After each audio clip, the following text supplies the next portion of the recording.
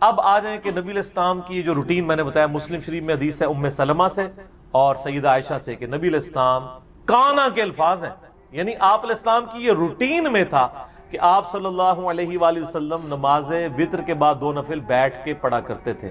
ان وتروں کے بعد 2 نوافل کی فضیلت کیا ہے، اور نبی علیہ السلام تو بیٹھ کے پڑھتے تھے لیکن ہمیں کھڑے ہو کے پڑھنی چاہیے، یہ پوری ڈیٹیل انشاءاللہ میں یہ اذان عصر کے وقفے کے بعد انشاءاللہ تعالی ڈسکس کروں گا انشاءاللہ۔ وقفے سے پہلے میں نے عرض کیا تھا کہ آپ صلی اللہ علیہ وآلہ وسلم یہ 2 نوافل بیٹھ کے پڑھا کرتے تھے۔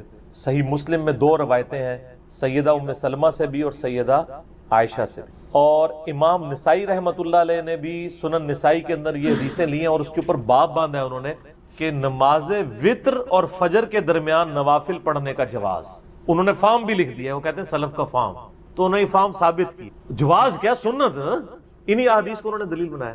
اب بیٹھ والا مسئلہ کہ کھڑے ہو کے پڑھنا ہے یا بیٹھ کے، دیکھیں صحیح بخاری میں حدیث ہے، نبی علیہ السلام نے فرمایا جو شخص کھڑے ہو کے نماز پڑھتا ہے نا، اس کے مقابلے میں جو بیٹھ کے پڑھتا ہے اس کو آدھا ثواب ملتا ہے، اور جو لیٹ کے پڑھتا ہے اس کو بیٹھنے سے بھی آدھا ملتا ہے۔ مجبوری کی وجہ سے بعض اوقات کرنا پڑ جاتا ہے، لیکن اگر مجبوری نہ ہو، جو کھڑے ہو کے نماز پڑھ سکتا ہے اسے کھڑے ہو کر ہی پڑھنی چاہیے۔ رہا نبی علیہ السلام کا معاملہ، یہ صوفیاء نے زیادہ ہنگامہ کھڑا کیا، آپ نے دیکھا ہے کہ جو صوفیاء کے ماننے والے ہیں وہ ضد کرتے ہیں کہ وہ وتر کے بعد 2 نفل بیٹھ کے پڑھتے ہیں، کہتے ہیں سنت ہے، لیکن حکم جو ہے وہ سنت پہ فوقیت رکھتا ہے۔ صحیح مسلم میں حدیث ہے، عبداللہ بن عمر بن عاص کہتے ہیں کہ میں نے نبی علیہ السلام کو دیکھا کہ آپ بیٹھ کے نفل پڑھ رہے ہیں، تو میں آپ کے قریب گیا، آپ کے ماتھے پہ ہاتھ رکھا، میں نے، یہ سنت بھی ہے کسی کی طبیعت چیک کرنے کے لیے، تو ان کا نبی علیہ السلام نے فرمایا کہ عبداللہ کیا کر رہے ہو؟ کہا یا رسول اللہ میں نے آپ سے یہ بات سنی ہے کہ جو بیٹھ کے نوافل پڑھتا ہے اس کو آدھا ثواب ملتا ہے، تو میں چیک کروں کہ آپ بیمار تو نہیں جو بیٹھ کے پڑھ رہے ہیں؟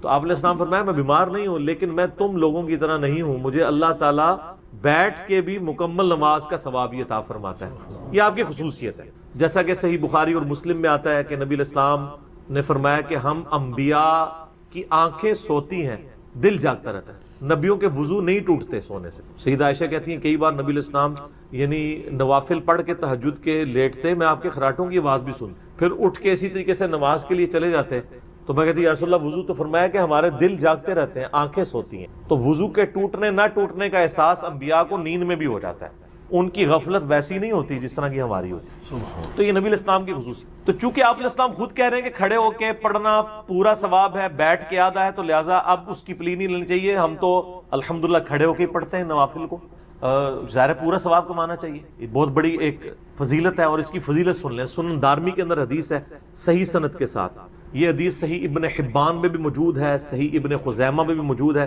کہ نبی صلی اللہ علیہ وآلہ وسلم نے فرمایا کہ رات کی بیداری ایک مشکل کام ہے، خصوصاً سفر کے کانٹیکسٹ میں آتا ہے، سفر میں تو بندہ تھکا ہوتا ہے، رات کی بیداری ایک مشکل کام ہے، جب تم وتر پڑھ چکو تو 2 رکعت پڑھ لیا کرو، اگر رات کے آخری پہر تمہاری آنکھ نہ بھی کھلی تو اللہ تعالیٰ تمہیں رات کے آخری پہر اٹھ کے جو نماز پڑھنے کا ثواب ہے وہ عطا فرما دے گا۔ سبحان اللہ، کتنی بڑی آسانی ہے، میرے جیسے کمزور لوگوں کے لیے تو بہت بڑی آسانی ہے، اسی لیے سر ہم پڑھتے ہیں اور لوگوں کو ترغیب بھی دلاتے ہیں کہ یار مفت میں آپ ثواب لیں نا، اور یہ آسانیاں رکھی ہوئی ہیں جن کو صرف عشاء کی 17 رکعتیں بتائی گئی ہیں، تو ان کو بتایا تھا ہم نے دن رات میں تو ٹوٹل رکعتیں 17 ہیں جن کی پوچھ آپ سے ہونی ہے، 2 فجر کی، 4 ظہر کی، 4 عصر، 3 مغرب، 4 عشاء، وتر اور سنت موقدہ، یہ سب سنت عبادات ہیں، بلکہ نفلی عبادات ہیں۔ سنت جب ہم کسی کے اوپر بول رہے ہوتے ہیں تو اس سے مراد طریقہ ہوتا ہے، آپ قرآن و سنت میں اللہ تعالیٰ نے سنت کا لفظ اپنے لیے بھی استعمال کیا، سنت اللہ، کیا مطلب؟ اللہ کا طریقہ، یہ نہیں ہے کہ اللہ نے کچھ خود کر کے بتایا کوئی عبادت کا طریقہ، نہیں، اللہ تعالیٰ جو ڈیسیژن کرتا ہے جس طریقے سے معاملات کو لے کے چلتا ہے، اس طرح نبی علیہ السلام کا بھی طریقہ کار ہے، جیسے نماز کا ہم کہتے ہیں سنت طریقہ، جیسے نبی علیہ السلام نے قیام کس طرح کیا، ہاتھ کیسے باندھے، رکوع میں کیسے کیا، تشہد میں کیسے بیٹھے، یہ سب کی سب طریقہ، ان معنوں میں بات ہو رہی ہوتی ہے، تو سنت کہتے ہیں طریقے کو۔ نبی علیہ السلام کا ایک مبارک طریقہ ہے، صحابہ کرام کا ایک طریقہ ہے جو نبی علیہ السلام سے انہوں نے سیکھا، اس طریقے سے وہ آگے ٹرانسفر ہوا۔ تو اب رہا یہ مسئلہ کہ یہ جو حدیث میں 6 لوگوں پہ اللہ کی لعنت ہے، اس میں تارک سنت کی بات آئی ہے، جو سنت کو ترک کرنے والا ہے، اور عربی لنگوسٹک میں اگر آپ سنت کو ترک کا معنی لینا تو یہ ہوتا ہے اس راستے کو چھوڑ دینے والا۔ اچھا، اگر آپ اس کا خدا نخواستہ یہ معنی لیں گے کہ نبی علیہ السلام کے جتنے بھی اعمال ہیں چونکہ وہ سنت کی کیٹیگری میں تو فال کرتے ہیں، جیسے تہمد پہننا نبی علیہ السلام کا طریقہ تو ہے، اب کوئی شخص یہ کہہ سکتا ہے جو تہمد نہ پہنے وہ تارک سنت ہے اور اس پہ اللہ کی لعنت ہے۔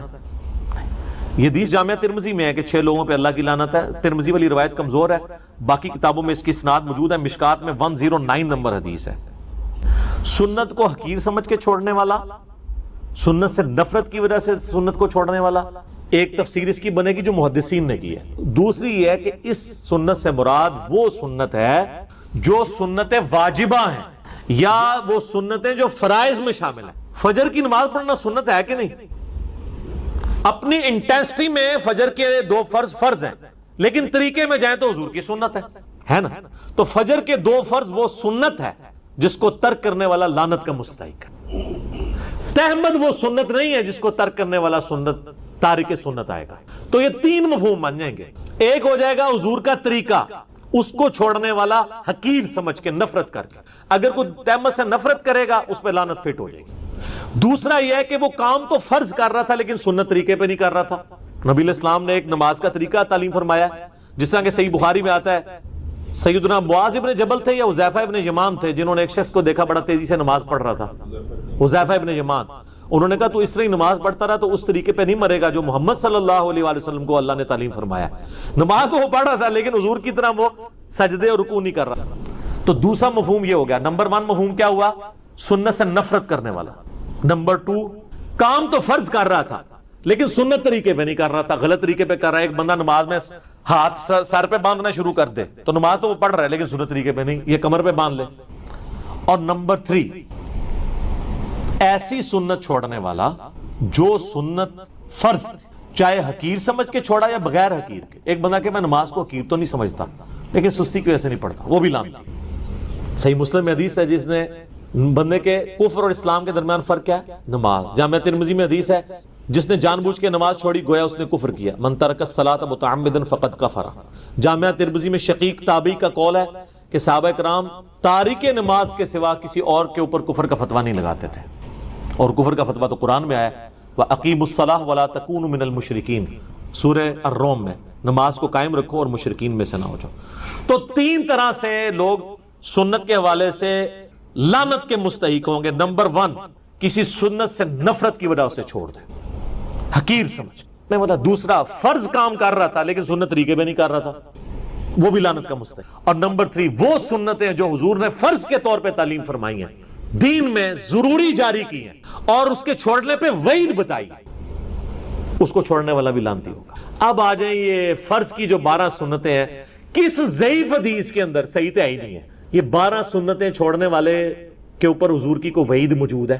ہاں، اس کا تو اسلوب بھی بالکل ڈیفرنٹ ہے، بخاری و مسلم دونوں میں موجود ہے۔ نبی علیہ السلام نے فرمایا جو فرض کے سوا 12 رکھتے قائم رکھے گا اللہ تعالیٰ اسے جنت میں محل عطا فرمائے۔ یہ ہے۔ اب اس کو لے آئیں آپ، نماز کے اندر جو سنتیں ہیں اس کے اندر کون سی وعید آئی ہوئی ہے؟ اس میں تو بخاری مسلم میں آتا ہے جو فرض کے علاوہ 12 رکھتے پڑھ لے گا اسے جنت میں اللہ تعالیٰ محل دے گا۔ ایک فضیلت کی بات ہے، اور جو نہیں پڑھے گا ظاہر اسے نہیں ملے گا، دیٹس آل۔ فرض نماز کافی ہے، اور اس کو سپورٹی وہ حدیث جو ہم اکثر پیش کرتے ہیں، بخاری مسلم دونوں میں حدیث ہے۔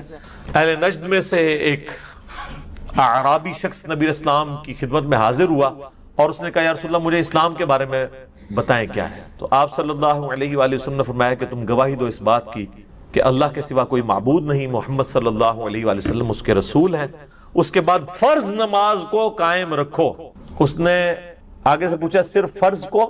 آپ فرمایا الا یہ کہ تم نفل نماز بھی پڑھ لو، یعنی اس کے اندر نفلی نماز، نفل عربی میں کہتے ہیں اضافی کو ہے، سر اس کا مطلب ہی اضافی ہے، نفل عربی میں کہتے ہیں اضافی کو، اسی لیے انفال جو ہے مال غنیمت کو کہا جاتا ہے کہ وہ اضافی مال ہے جو آپ کو مل گیا ہے۔ آپ کا مقصد دشمنوں کا مال لوٹنا نہیں تھا، اللہ کے لیے ان سے جنگ کرنا تھا، مال تو بونس میں مل گیا۔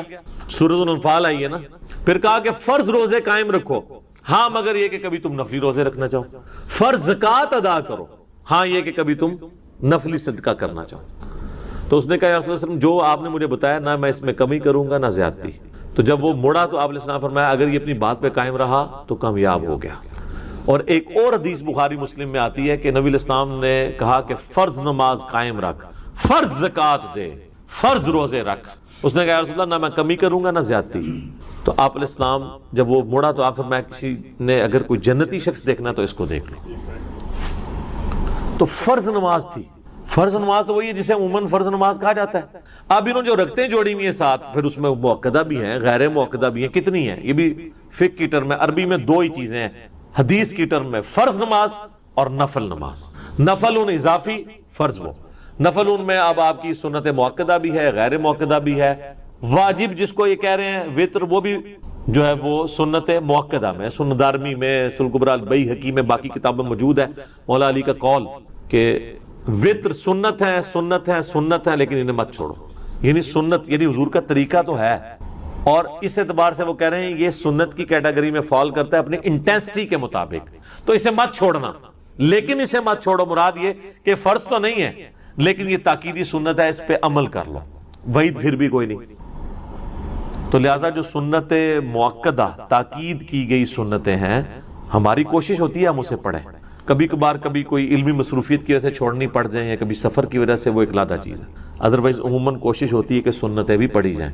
لیکن اگر کوئی چھوڑ بھی دیتا ہے اس کے اوپر کوئی وعید نہیں ہے، کوئی وہ حرام کا مرتکب نہیں ہے، وہ کوئی لعنت کا مرتکب نہیں ہے. یہ جو لوگوں نے نیتیں بنائی ہوئی ہیں نا، قضا کی تھی فلاں کی تھی، مسلم شریف میں حدیث ہے نبی علیہ السلام ایک سفر سے واپسی پر تھے، مشورہ کیا کہ رات کا پچھلا پہر ہو گیا کہ آرام کیا جائے یا نماز تک جاگا جائے فجر کی. تو زیادہ تر کا یہ مشورہ تھا کہ تھوڑی دیر آرام کر لیتے ہیں، کسی بندے کی ڈیوٹی لگا دیتے ہیں وہ جگا دے گا. تو حضرت بلال کی ڈیوٹی لگائی گئی. وہ اونٹ کے اوپر بیٹھ کے مشرق کی طرف منہ کر کے بیٹھ کے تاکہ وہ جب پھوٹے نا صبح صادق والی، سورج نکلنے والی نہیں، فجر کا وقت داخل ہونے والی، ٹو لائٹ جسے انگلش میں کہتے ہیں، تو جگا دیں گے. اللہ کا کرنا ہوا ان کو بھی اونگ آ گئی. سورج اتنا بلند ہوا نبی علیہ السلام کی آنکھ کھلی، باقی صحابہ کو اٹھایا. اب صحابہ پریشان ہے کہ نماز ختم. آپ فرمائے یہی نماز کا ٹائم ہے. اگر کوئی شخص بھول جائے یا سویا رہ جائے، تو اڈیلا سویا نہیں کہ راتی 3 بجے روزانہ سو ہوتے پھر اٹھو نہ، کبھی کبھار ایسے کیجولی ہو جائے، نہ پھکی نہ لل جائے گی، مطلب نہیں کسی کو ڈنڈ دینا. تو جب اسے یاد آئے یا وہ اٹھ جائے اسی وقت نماز پڑھ لے، وہی اس کی نماز کا وقت ہے. تو قضا والا تو رول ہی کوئی نہیں ہے. تو آپ صلی اللہ علیہ وآلہ وسلم نے اذان دلوائی اور جماعت کے ساتھ سورج اوپر ہے فجر کی نماز پڑھائی. ٹھیک ہو گیا. ماشاءاللہ اس میں یہ بھی ثابت ہوا کہ یہ تہاڈی جعلی قوالی ہے کہ اس وقت تک پو نہیں پھوٹے گی جب تک حضرت بلال اذان نہیں دیں گے. وہ تو جھوٹ نکلے نا. وہ کہتے ہیں حضرت بلال جڑے نے ان کی اذان پہ بندی لگوائی صحابہ نے، اس دن سورج ہی نہیں، پو ہی نہیں پھوٹی. جس داڑے بلال دی ڈیوٹی لگی ہے اس داڑے پو پھٹ گئی ہے، جس داڑے انہوں نے عزت سٹیک تے لگی سی. اگر پونا پھٹنی ہوتی تو اس دن نہیں پھٹنی چاہیے تھی، جس دن ان کی ڈیوٹی تھی. ان کی ایسے ہزاروں لوگوں کی، کیونکہ غزوہ تبوک سے واپسی پہ، غزوہ تبوک پہ 30,000 صحابہ تھے حضور کے ساتھ، کسی ایک کی بھی آنکھ نہیں کھلی ہے. ہزاروں لوگوں کی نماز حضرت بلال کے سے قضا ہوئی ہے. اس داڑے سے سورج نکلا ہے. سرکار یہ جھوٹ ہے، یہ سارے جھوٹ ہی تہاڈے بزرگ تانوں جھوٹ پڑھا دے رہے ہیں، انج نہیں ہوندا. ٹھیک ہے نا جی. تو جب آپ اٹھ جائیں اس وقت نماز پڑھ لیں، لیٹ نہ کریں اس کو، اور عادت نہ بنائیں. مطلب اس اعتبار سے کہ روزانہ ہی لیٹ اٹھے، کوئی یہ نہیں ہونا چاہیے کہ لیٹ ہی اٹھے. کبھی کبھار اگر لیٹ اٹھا ہے تو اسی وقت نماز پڑھ لیں. اور یہ قضا اور یہ سارے علماء کی ٹرمز ہیں، نماز فوراً نہیں پڑھنی چاہیے. ٹھیک ہے نا جی. اس کو نماز کو ڈیلے نہ کریں. اور زہر اثر مغرب عشاء تو میں کہتا ہوں قضا ہو ہی نہیں سکتی. زہر کا وقت جو ہے وہ 12:20 سے لے کے مغرب تک رہتا ہے. نماز جمع بھی تو ہو سکتی ہے نا اگر کسی کو مجبوری ہے. اثر کے ساتھ زہر جا کے جمع کر لے یا زہر اثر کٹھی پڑھ لے. اور مغرب عشاء کا وقت تو فجر کا وقت داخل ہونے تک رہتا ہے. مغرب غروب آفتاب سے لے کے فجر کا وقت داخل ہونے سے پہلے مغرب عشاء کسی بھی وقت پڑھ سکتے ہیں. نماز قضا ہو ہی نہیں سکتی. قضا کی ٹرمز ویسے لوگوں نے بنائی ہوئی ہے کہ وقت گزار کے پڑھنا. باقی جان بوجھ کے وقت گزار کے کوئی لیٹ اٹھتا ہے صبح کے وقت، وہ تو بخاری میں حدیث ہے کہ نبی علیہ السلام کو ایک خواب دکھایا گیا تھا. اس میں ایک منظر آپ کو یہ دکھایا، اور نبیوں کے خواب بخاری مسلم کے الفاظ ہیں وہ وہی الہی ہوتے ہیں. ایک یہ دکھایا گیا منظر کہ ایک شخص لیٹا ہوا چت زمین پہ، ایک فرشتہ اس کے سرانے بڑا سا پتھر لے کے کھڑا ہے، اس کے سر پہ مارتا ہے، وہ اس کا سر زمین کے برابر ہو جاتا ہے اور وہ پتھر لڑک کے تھوڑی دور تک جاتا ہے. جتنی دیر تک وہ فرشتہ پتھر لینے کے لیے جاتا ہے نا، اللہ اس کو پھر دوبارہ سر دے دیتا ہے. استغفر اللہ. پھر وہ اس کے اوپر مارتا ہے اور یہ عذاب مسلسل جاری ہے. نبی علیہ السلام نے بعد میں حضرت جبرائیل سے پوچھا کہ یہ عذاب کس کا تھا؟ فرمایا یہ آپ کی امت کا وہ آدمی ہے جس نے قرآن بھلا دیا تھا اور نمازوں کے اوقات میں سویا رہتا تھا. سر یہ بھی ہے تو انو لوگ ادھی گل نہیں دس دینے، ہم آپ کو ٹوٹل پیکج بتاتے ہیں. تصویر کا یہ رخ بھی بتائیں گے، وہ رخ بھی بتائیں گے. ٹھیک ہے نا. یہ نہ ہو کہ مسلم کی حدیث لے کے کوئی ٹھیک ہے جی صبح اٹھ کے پڑھا گے فجر، نہ یہ تو کیجول ہے کہ کبھی کبھار کسی کے ساتھ کوئی معاملہ ہو گیا, کوئی بے ہوش ہو گیا ہے, کوئی بھول گیا ہے, بولا تھا. آج کل تو یہ مسئلے ہوتے بھی نہیں, میں آپ کو بتاؤں. الارم ہے. ایک امریکن مسلمان ہوا, میں نے اس کا واقعہ سنایا بھی تھا مسئلہ نمبر 30 میں, نمازوں کے اوقات میں. اس کی اردو میں ترجمہ بھی ہوئی ہے کتاب, سر تسلیم خم ہے. یہ مسلمان ہوا ہے وہ 90s کے اندر. وہ کہتا ہے میں جب مسلمان ہوا نا, بڑی لمبی سٹوری ہے وہ کیسے مسلمان ہوا, مجھے ٹائم نہیں سنانے کا. الٹیمیٹلی وہ کہتا ہے میرے لیے فجر کی نماز پڑھنا بڑا مسئلہ تھا. مسلمان نہیں اٹھتے فجر کے وقت, تو ایک غیر مسلم جن کو عادت ہی نہیں اٹھنے کی وہ کیسے اٹھیں گے. لیکن ان کو پتا تھا کہ پاکستان کے شناختی کارڈ میں مسلمان رہنے کے لیے آپ کو نماز پڑھنا ضروری نہیں ہے, لیکن اللہ کے شناختی کارڈ میں مسلمان رہنے کے لیے نماز ضروری ہے. مسلم شریف میں حدیث ہے 246 کتاب الایمان چیپٹر میں کہ بندے کے کفر اور شرک کے درمیان فرق ہی نماز ہے. تو گورا چونکہ مسلمان ہوتا ہے نا, تو اس کو پتا ہوتا ہے کہ نماز پڑھے بغیر بندہ مسلمان نہیں رہتا. شناختی کارڈ والا تو مسلمان رہتا ہے. اطلاق پتا جائے گا نا, میری یوٹیوب پہ ایک ویڈیو ہے باغیوں کو نمازی بنانے والی ویڈیو, وہ دیکھیں تو پتا چلے کہ نماز کیا چیز ہے. وہ کہتا ہے میں اب پریشان ہو گیا کہ میں تو انڈیا پاکستان بنگلہ دیش کا مسلمان تو نہیں ہوں, تو میرے شناختی کارڈ سے تو اسلام کا نام ختم ہو جائے گا اگر میں نے فجر کی نماز نہ پڑھی. یہ میں بتا رہا ہوں جی. تو کہتا ہے میں نے 3 گھڑیاں خریدی, یعنی نماز کا ٹائم ہے نا اگر 5 بجے, تو کہتا ہے میں نے ایک گھڑی پہ الارم لگایا ہوا تھا 4:30 بجے کا, اور وہ گھڑی میں اپنے سرانے رکھتا تھا. دوسری گھڑی پہ الارم ہوتا تھا 4:45 کا, وہ میرے بسترے سے تھوڑے دور ایک ٹیبل کے اوپر. اور ایک تیسری گھڑی لی میں نے اونچی آواز والی, وہ پرانے زمانے میں چابیوں نے پورے گھر اٹھا دینی ہو, وہ میرے کول بھی ہے. اب تو اللہ کا شکر ہے یار, یہ موبائل آنے سے نا مسئلے ہی حل ہو گئے. اے موبائل میرے کو 76 موبائل نہیں, سادہ موبائل ہے 1000 روپے والا, اللہ کا فضل حال تک نہیں لینا, استعمال کرنا آتا ہے. اس میں اب گھڑی کا بھی مسئلہ حل ہو گیا ہے, الارم بھی, سب کچھ, نمازوں کے الارم بھی لگ جاتے ہیں. تیسری اس نے گھڑی وہ لی, اور وہ کہتا ہے وہ تیسری گھڑی جو ہے نا میں نے واش روم کے دروازے کے باہر لٹکائی ہوئی تھی. پہلی کہتا ہے بولی 4:30 بجے, نیند میں بند کر دی, تو تھوڑی نیند ٹوٹی نا, 15 منٹ بعد ٹیبل والی بولتی تھی. کہتا ہے میں اب ظاہر ہے وہ الارم بول رہا ہو, بندے کو تکلیف, نیند تو نہیں آتی. ایک الارم بول رہا ہوئے نیند نہیں آتی, دوسرا اگر کوئی پیشاب روک کے لیٹا ہو تو اس کو بھی نہیں نیند آتی. ٹھیک ہے, تو وہ کہتا جی میں اٹھ کے ٹیبل تک گیا, ٹیبل والا الارم بند کرتا تھا 4:45 بجے.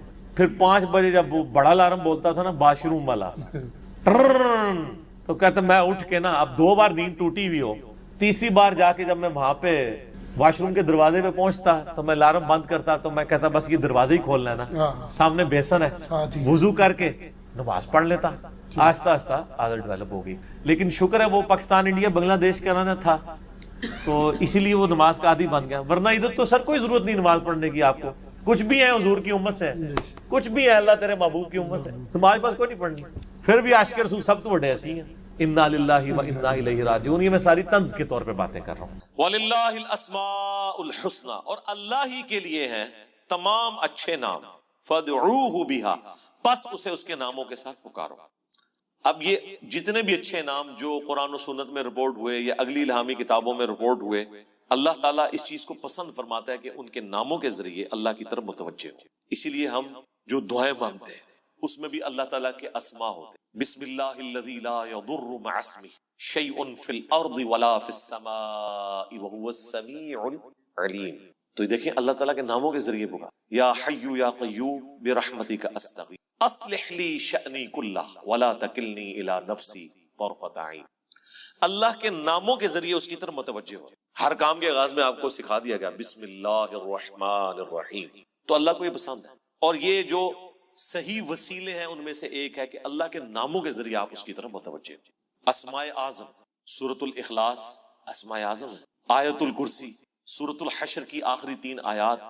پھر احادیث میں بھی آئے ہیں, سنن ابی داؤد میں حدیث, ترمذی میں, کہ جو شخص ان کلمات کے ساتھ متوجہ ہوتا ہے, اللہم انی اسألک بانک انت اللہ لا الہ الا انت الاحد الصمد الذی لم یلد ولم یولد ولم یکن لہ کفوا احد, تو اللہ تعالیٰ اس کو واپس نہیں کرتا. ترمذی میں آیا لا الہ الا انت سبحانک انی کنت من الظالمین, اللہ واپس نہیں کرتا. بخاری مسلم میں آیا لا حول ولا قوۃ الا باللہ, اللہ کے جنت کے خزانوں میں سے ایک خزانہ ہے.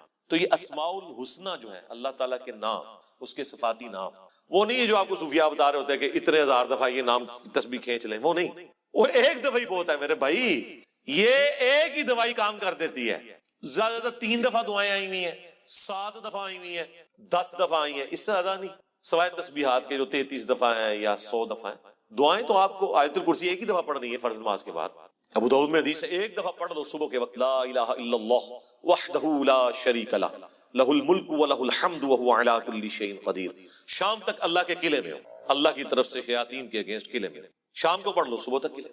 ابو داؤد ترمذی میں ہے کہ جو شخص صبح اور شام تین دفعہ آخری 3 صورتیں پڑھ لیتا ہے ہر چیز سے اسے کفایت کر. بخاری مسلم میں حدیث ہے جو رات کو سونے سے پہلے سورۃ البقرہ کی آخری 2 آیات ایک دفعہ بس پڑھ لے, جو کچھ مانگا مل جائے گا اور ہر چیز سے اسے کافی ہو. مسلم شریف میں حدیث ہے کہ سبحان اللہ والحمد للہ ولا الہ الا اللہ واللہ اکبر پڑھنا, رسول اللہ فرماتے ہیں مجھے ہر اس چیز سے بڑھ کر محبوب ہے جس پہ سورج طلوع ہوتا ہے. دنیا اور دنیا کی ہر چیز سے بڑھ کر یہ پسندیدہ ترین کلمات ہیں جو ہم فرض نماز کے بعد بھی پڑھتے ہیں. یہ اللہ تعالیٰ کے کلمات ہیں, ان کے ذریعے اللہ کی طرف متوجہ ہوں, اللہ تعالیٰ دعا قبول کرتے ہیں. وہ ترمذی میں حدیث ہے ایک شخص آیا, اس نے نماز پڑھی پھر تیزی سے دعا شروع کر دی, آپ نے فرمایا سائل نے جلدی کی. ایک دوسرا شخص آیا, اس نے پہلے اللہ کی حمد بیان کی, پھر دروشی پڑھا, پھر دعا مانگی, فرمایا سل تعطا مانگ تجھے دیا جائے گا, مانگ تجھے. اور نماز میں بھی پروٹوکول آپ دیکھیں کیا ہے, پہلے اللہ کی حمد بیان ہوتی ہے التحیات للہ والصلوات والطیبات, پھر درود شریف اور اینڈ پہ جا کے دعائیں آتی ہیں. دعا کا پروٹوکول ہے اللہ کی تعریف اور اس کے بعد درود شریف اور پھر دعا, اس کے بغیر دعا قبول نہیں ہوتی. اور جس نے تیزی سے دعا کی تھی نا, ترمذی میں حدیث ہے, پھر حضور نے اسے بلایا اور سمجھایا کہ پہلے اللہ کی حمد بیان کرو, پھر مجھ پر درود شریف پڑھو, پھر اللہ کی طرف متوجہ ہو, اللہ دعا قبول کرے گا. کسی مزار پہ جانے کی ضرورت نہیں میرے بھائی, گھر بیٹھے اللہ کی حمد اور درود شریف کے ساتھ آپ اللہ کی طرف متوجہ ہوں. مسلم شریف میں حدیث ہے جو اذان کا جواب دے وہی کلمات ریپیٹ کرے, حی علی الصلاح حی علی الفلاح پہ لا حول ولا قوت الا باللہ کہے, اور اس کے بعد مجھ پر ایک دفعہ درود شریف پڑھے اور الوسیلہ والی دعا مانگ لے, قیامت کے دن میری شفاعت اس کے لیے حلال ہو جائے گی. اللہم اجعلنا منہم آمین. کتنے پیارے پیاری چیزیں ہیں جو نبی علیہ السلام نے تعلیم فرمائی ہیں. ہم نے اس لیے سنت اذکار کارڈ لکھے میرے بھائی, یہ میری سالوں کی محنت ہے جو میں نے ایفرٹ پٹ کر کے اس چیپٹر کو کلوز کر دیا. Green card, blue card, orange card. میں بالکل خبتیوں کی طرح 2008 سے لے کے سمجھ لیں 2010 تک میں نے کوئی حدیث کی کتاب کا چیپٹر نہیں چھوڑا جس میں میں اللہ کے نبی کے وظائف کو تلاش نہ کروں صلی اللہ علیہ وسلم. پھر حدیثوں کی صحت کے پیچھے, پھر جتنے علماء نے اذکار کی کتابیں لکھی وہ, پھر اذکار کارڈ جو چھپے تھے, اس کے بعد میں نے ایک انٹلیکچوئل ترتیب کے ساتھ یہ اذکار کارڈ لکھے, آخرت کا بلو کارڈ اور گرین کارڈ. ہماری ویب سائٹ پہ رکھیں, ڈاؤن لوڈ کریں تو اس کو پڑھیں, ان کے ترجمے بھی ساتھ لکھیں تاکہ آپ کو سوز و گداز فیل ہو. صرف عربی پڑھنے سے تو نہیں آپ کو پتہ چلے گا اگر آپ کو پتہ ہی نہ ہو کہ اس کا مطلب کیا ہے. حسبنا اللہ و نعم الوکیل. بخاری کی حدیث ہے, ابن عباس کہتے ہیں کہ تمہارے جد امجد ابراہیم کو جب آگ میں پھینکنے لگے تھے تو وہ پکار اٹھے تھے حسبنا اللہ و نعم الوکیل. اور تمہارے نبی پہ بھی جب مصیبت آتی تھی وہ کہتے تھے حسبنا اللہ و نعم الوکیل. اور اس کا ذکر تو قرآن میں ہے سورہ آل عمران کے اندر کہ جب اہل ایمان کو خبر پہنچی کہ کافر ان کے خلاف سازشیں کر رہے ہیں تو اہل ایمان پکار اٹھے حسبنا اللہ و نعم الوکیل, ہم نے اللہ ہی پر بھروسہ کیا, وہی بہتر کارساز ہے. اب یہ جب آپ کا کنسیپٹ ہوگا, یہ اللہ کے صفاتی ناموں کے ساتھ آپ متوجہ ہو رہے ہیں. باقی تو اللہ کے کلمات تو ختم ہی نہیں ہونے. سورہ لقمان میں, سورہ بنی اسرائیل, سورۃ الکہف میں اللہ تعالیٰ کیا فرما رہا ہے کہ اگر زمین سارے کے سارے درخت جو ہیں کلمے بن جائیں اور سمندر سیاہی بن جائیں اور 7 سمندر اور بھی ساتھ مل جائیں, اللہ کے کلمات نہیں ختم ہوں گے. سبحان اللہ و بحمدہ عدد خلقہ ورضا نفسہ وزنۃ عرشہ ومداد کلمات. بخاری میں حدیث ہے اللہ تعالیٰ کے 99 نام ہے جو ان کو لے لے گا تو اس پہ جنت واجب ہو جائے گی. لینے سے مراد یہ نہیں ہے کہ مطلب وہ ان کی صرف تسبیح کھینچتا رہے گا, مراد یہ کہ وہ اللہ تعالیٰ کو سیریس لے گا. اور لوگ وہ خالی نام پڑھ رہے ہوتے ہیں, کہتے ہیں بس جنت ہوگی, نماز پڑھنے کی لوڑ ہی کوئی نہیں. بھائی اگر یہ سنن سعید کبریٰ میں حدیث ہے نا کہ جو آیت الکرسی فرض نماز کے فوراً بعد پڑھتا ہے مرتے ہی جنت میں داخل ہوگا. جنت اور اس کے درمیان صرف موت کا وقفہ ہے, تو اس کے لیے نماز بھی پڑھنی پڑے. صرف آیت الکرسی پڑھنے سے کچھ نہیں ہونا. تو یہ اللہ تعالیٰ ہمارا تمام اچھے نام اللہ کے لیے, ان کو اس کے ناموں کے ساتھ پکارو. وَذَرُوا الَّذِينَ يُلْحِدُونَ فِي أَسْمَائِهِ, اور چھوڑ دو جو کج روی کرتے ہیں اللہ کے ناموں کے ساتھ. اب یہ مشرکین عرب جو ہیں رحمان نام سے بڑا چڑھتے تھے, تو پھر اللہ نے سورہ بنی اسرائیل میں کہا کہ اللہ کو چاہے اللہ کہہ کر پکارو چاہے رحمان کہہ کر, تمام اچھے نام اس کے ہیں.